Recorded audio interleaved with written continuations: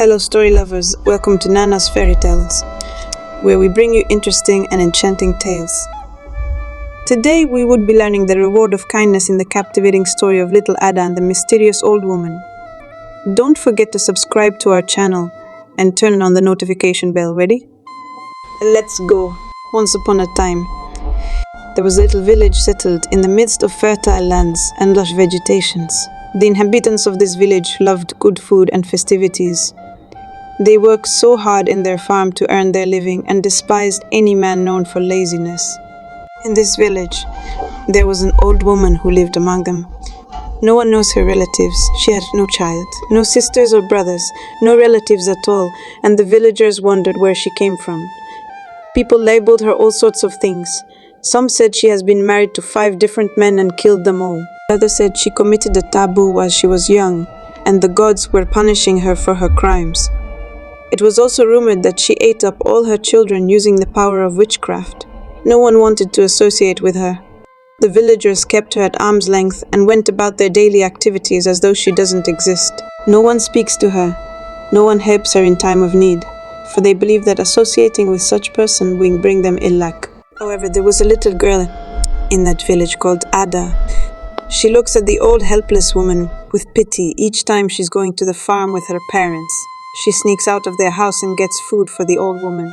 She helps her fetch water, sweep her compound and help her out with other chores in her house. When the weather is cold, she comes to make fire for the old woman to keep her warm. People began to notice this and rebuked her for this act, but their hurtful words never stopped her from helping the old woman. Each time she goes to the old woman's house, the woman looks at her with so much love and admiration.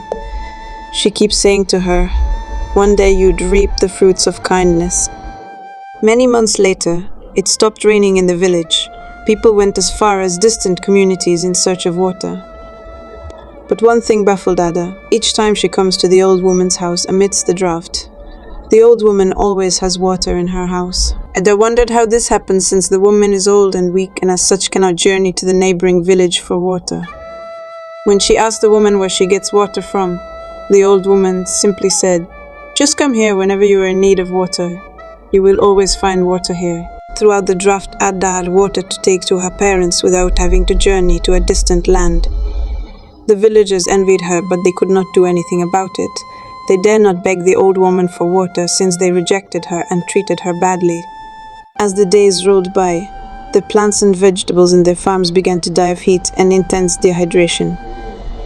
Even the crops in Ada's farm died. She came one evening and told the old woman her plight. The old woman smiled, went into her hut, got some seeds and gave them to Ada, told her to plant them in her farm, that even the drought won't stop them from growing. With doubts, Ada took the seeds to her parents and they planted it in their farm. The seeds germinated and bloomed.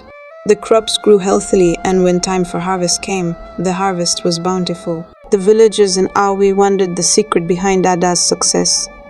They approached her and asked her about it. She told them everything.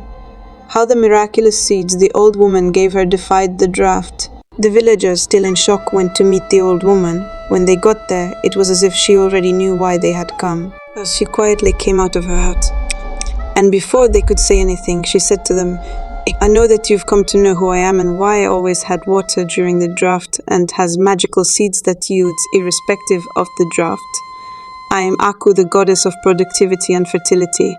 I came into your midst as a helpless old woman, but you treated me with hate and spite. The drought will continue for another year, only Ada. The girl that treated me with love will have food and water till the end of the famine." The villagers listened to her in shock and amazement. They couldn't believe that they were maltreating a goddess all this while. They regretted their actions.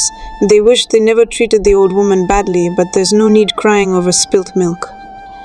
Ada and her parents, being the only people that had food in the whole village, became extremely rich and prosperous as they sold part of their farm produce and made overwhelming profit.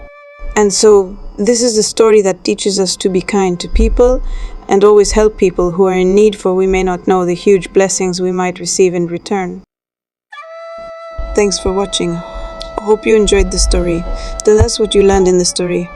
Don't forget to subscribe to our channel and turn on the notification bell to get notified when we upload another interesting story.